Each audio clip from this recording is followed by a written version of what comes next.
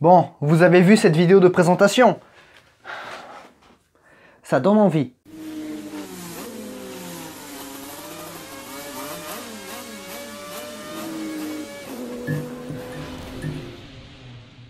Peugeot a annoncé il y a plus d'un an son retour en endurance et son retour aux 24 heures du Mans. Le programme Hypercar a pour but de rendre à l'endurance et aux 24 heures du Mans son attractivité, et ça a l'air de marcher. Oui, parce que beaucoup de constructeurs ont annoncé leur retour ou leur arrivée dans ce milieu, et parmi eux, Peugeot font partie des premiers à l'avoir annoncé. Et ce mardi, ils ont dévoilé leur prototype, leur première Hypercar, la 9X8.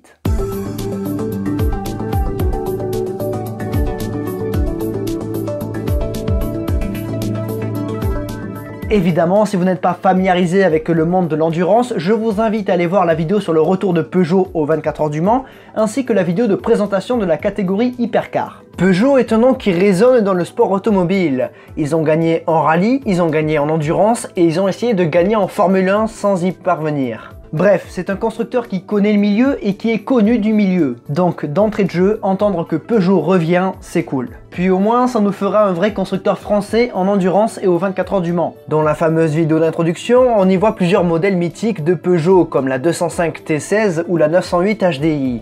On y voit aussi les couleurs de l'époque Peugeot Talbot Sport. Peugeot au Mans, c'est 3 victoires, 2 avec la 905 au début des années 90, en 92 et 93 précisément, et avec Jean Todt à la tête de l'équipe. La troisième, c'était en 2009 avec la 908 pilotée par Wurth, Gené et Brabham. Mais Peugeot en endurance, c'est aussi plusieurs victoires à Sebring et à Road Atlanta. Mais alors qu'on s'attendait à une bataille à 3 avec Audi et Toyota pour le début du championnat du monde d'endurance en 2012, Peugeot a déposé les armes. L'endurance coûte trop cher. Et ils n'ont pas été les seuls à le faire. Regardez Audi et regardez Porsche. C'est pour ça que l'ACO et la FIA ont travaillé sur le règlement Hypercar.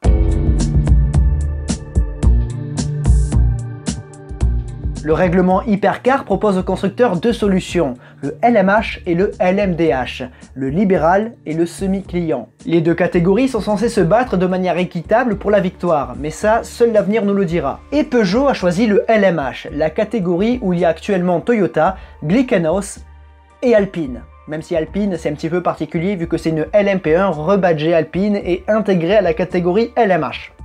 C'est un cas à part. Ce règlement permet à Peugeot d'innover, de travailler selon leur méthode et ça leur garantit une bonne image médiatique. Et c'est très important pour un constructeur. Et grâce à ce dernier, ils ont pu concevoir la Peugeot 9X8.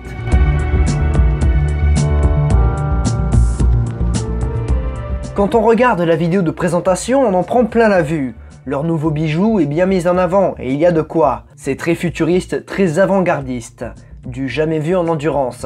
Enfin, du jamais vu en endurance en étant crédible, j'entends bien. Peugeot va peut-être révolutionner le sport automobile avec cette voiture qui ne ressemble pas du tout aux hypercars qu'on connaît aujourd'hui, celle de Toyota à Glickenhaus qui ressemble plus à des LMP1. Donc c'est déjà un bon point pour Peugeot. C'est pour le moment la seule voiture qui correspond vraiment à ce qu'on nous a vendu, la seule qui se rapproche vraiment de l'ère GT1.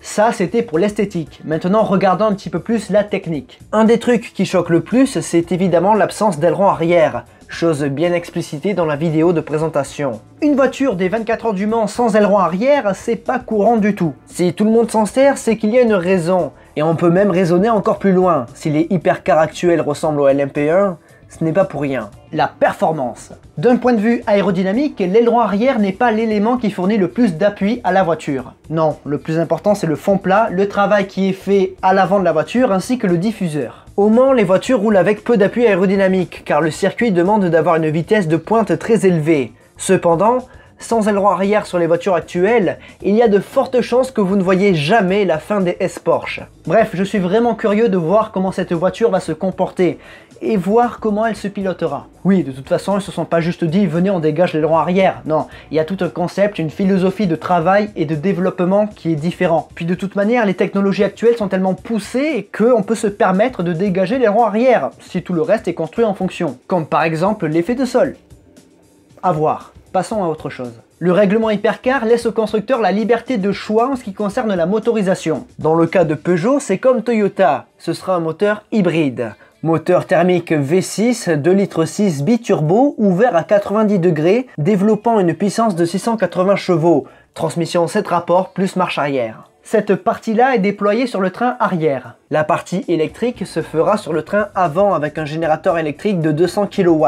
Les batteries sont développées conjointement entre Peugeot et Total Energy. Bref, au final, pour ce qui est de la motorisation, rien de bien révolutionnaire. Ça colle à peu près à ce que Toyota font, à ce que Porsche faisait et à ce que Audi faisait. Maintenant, le challenge, ça va être de bien faire fonctionner le tandem châssis-moteur.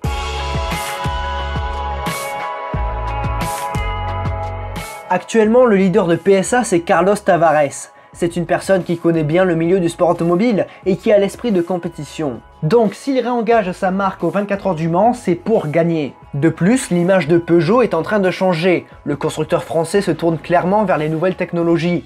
Nouveau logo, nouveaux programmes, nouvelles ambitions, plus responsable tout en étant plus performant. Bref, la néo-performance.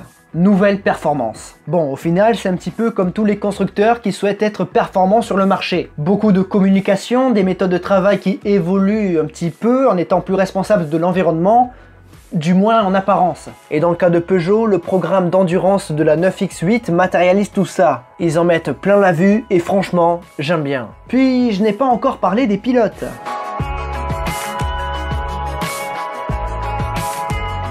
Je l'ai gardé pour la fin, nous avons quelques-uns des meilleurs pilotes disponibles sur le marché de l'endurance. Ils sont 7, 6 titulaires et 1 réserviste. Parmi eux, un a connu l'époque de la 908, c'est Loïc Duval, l'un des Français les plus rapides. Il roulait avec Peugeot Ricard en 2010 et 2011 et a ensuite rejoint Audi.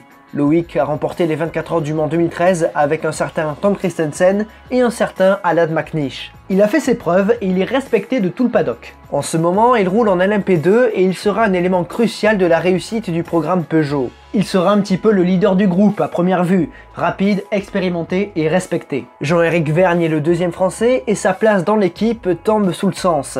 Après un passage court mais révélateur en Formule 1, Jean-Éric est devenu double champion de Formula I. Il a même remporté les 24 heures du Mans 2018 avec le G-Drive avant d'être disqualifié. C'est un excellent pilote, intelligent et très apprécié du public. Kevin Magnussen, on le connaît bien, sa carrière en Formule 1 vient de se terminer et le Danois découvre le monde de l'endurance via l'IMSA aux États-Unis. Sa rapidité est évidente, mais il faut qu'il s'habitue aux courses en équipe. Il peut être un élément clé, tout comme Paul Di Resta. L'Écossais a lui aussi fait un passage en F1, mais il a surtout brillé ailleurs. En DTM, mais aussi en endurance. Actuellement, il roule avec United Autosport, qui est l'une des meilleures équipes en LMP2. Ils ont remporté les 24 heures du Mans 2020, ainsi que plusieurs autres courses. Paul est un très bon pilote d'endurance, et son expérience acquise avec United Autosport, où il évolue devant, servira l'équipe. Les deux derniers titulaires sont plus jeunes, mais Gustavo Menezes a tout de même pas mal d'expérience. Il a gravi les échelons de l'endurance, et est devenu l'une des têtes d'affiche de Rébellion. Pilote doué qui connaît le milieu. Michael Jensen est le 6e pilote de l'équipe. Le Danois a disputé ses premières 24 heures du Mans en 2020 et c'est un pilote prometteur. Ne lui manque plus qu'un petit peu d'expérience. Le réserviste, c'est James Rossiter. James a roulé en LMP1 en 2018 à Fuji et à Shanghai. C'est aussi le 3e pilote de DS Techeetah en Formula I. C'est bien pour Peugeot d'avoir un réserviste. Le groupe de pilotes est bon, ils sont tous capables de travailler ensemble. Et en plus, ils sont tous emballés par le projet et des pilotes heureux, ce sont des pilotes rapides. C'est bien que tout soit annoncé et quasiment finalisé un an avant le début des hostilités. Ça leur laisse du temps pour travailler sur la voiture, pour trouver des automatismes, pour bien se caler, bref, c'est ce qu'il fallait faire. Peugeot y met les moyens et j'ai vraiment hâte d'être à 2022 pour voir ce que ça va donner. Mesdames et messieurs, nous arrivons au bout de cette vidéo, j'espère qu'elle vous aura plu. Alors elle n'était pas du tout prévue cette vidéo, mais quand j'ai vu la gueule de la voiture, je me suis dit ouais, je suis obligé d'en parler parce que c'est vraiment atypique. Et vous avez vu d'ailleurs, un truc que j'ai pas parlé, les rétros, il n'y a pas d'appendice pour les rétros, non, les rétros ils sont calés là-dedans. C'est un petit côté esthétique, pratique, parce qu'il n'y a pas de traînée, c'est dans la continuité de la carrosserie, moins de traînée, plus de vitesse, en tout cas moins de vitesse perdue. Donc ouais, vraiment c'est cool, il y a plein de trucs révolutionnaires sur cette voiture, et franchement je la trouve vraiment cool. C'est pour ça que j'ai fait une vidéo, et si elle vous a plu, n'oubliez pas de commenter, de liker, de partager, de vous abonner, d'activer la petite cloche. C'est gratuit pour vous, et ça fait plaisir de se sentir soutenu. C'est pareil pour moi, mais aussi pour tous les autres youtubeurs, ça marche pareil. En revanche, si ça ne vous a pas plu, vous pouvez toujours me le dire en commentaire, en étant respectueux s'il vous plaît. Et vous avez aussi l'option du pouce comme ça, mais ne vous sentez pas obligé. N'oubliez jamais que sur le côté gauche de l'écran, il y a les logos des réseaux sociaux, ils sont là à chaque vidéo. Instagram, Facebook, Discord, Utip, tous les liens en description, tout comme le lien de la chaîne secondaire La Piste qui vous attend. Il y a aussi ceux qui ont fait des dons sur Utip ou qui ont acheté des produits sur le shop Le Circuit, vos noms s'affichent pardon, en bas de l'écran. Merci à vous. N'oubliez jamais, le plus important c'est de continuer d'aimer le sport auto, continuer d'aimer Peugeot. À la prochaine. Il me tarde de l'essayer en simulation. Mais il me tarde surtout de voir ce que vont dire les pilotes. Est-ce que c'est plus un pilotage prototype? Est-ce que c'est plus un pilotage GT? Est-ce que c'est un pilotage complètement différent? Ouais, ça va être intéressant. Ça va être vraiment être intéressant. J'espère qu'ils vont pouvoir gazer. Et d'après leur simulation, bon alors là c'est à prendre avec des pincettes, hein, ils seraient 1 seconde plus rapides que la Toyota à Spa. Avec des pincettes. Vraiment avec des pincettes. Bref, des bisous!